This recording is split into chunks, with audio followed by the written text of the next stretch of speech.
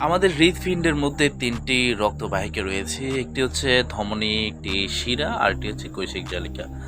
প্রথমে কৈশিক জালিকার ব্যাপারটা বলে ফেলি যে কৈশিক জালিকা মূলত খুবই সরু আমাদের রক্তবাহিকা।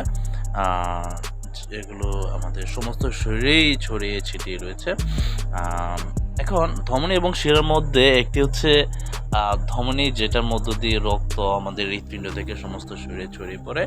আবার শিরার মধ্য দিয়ে হচ্ছে সমস্ত শরীর থেকে রক্তগুলো আবার ব্যাক করে হৃৎপিণ্ডের মধ্যে। কিন্তু সমস্যা হচ্ছে ধমনী দিয়ে যায় নাকি আসে, শিরা দিয়ে যায় নাকি আসে, জিনিসটা আমাদের মনে রাখা অনেক সময় টাফ হয়ে যায়। সেটা মনে রাখার জন্য আমরা একটা টেকনিক অ্যাপ্লাই করতে পারি। সেটা হচ্ছে ধমনী দিয়ে আমরা বলতে পারি যে ধমনী ধেয়ে যায়, মানে ধমনী দিয়ে ধেয়ে যায়। অর্থাৎ হৃৎপিণ্ড থেকে রক্তগুলো ধমনী হয়ে ধেয়ে যায়। কোথায় যায়? সমস্ত শরীরে ছড়িয়ে যায়। আবার শিরার বেলায় আমরা বলতে পারি যে একটা সেন্টেন্স যদি আমরা বলি বাংলায়, শিরায় ফিরে আসে। মানে হচ্ছে সমস্ত শরীর থেকে শিরার মধ্য দিয়ে ফিরে আসে। কি ফিরে আসে? রক্ত। কোথায়? হৃৎপিণ্ডে। ধমনী দিয়ে কি বলতে পারি? ধমনী ধেয়ে যায়। শিরা দিয়ে কি বলতে পারি? শিরায় ফিরে আসে। এই সেন্টেন্সগুলোর মধ্যে যদি আমরা মনে রাখতে পারি তাহলে আমাদের মোটামুটি হয়ে যায়।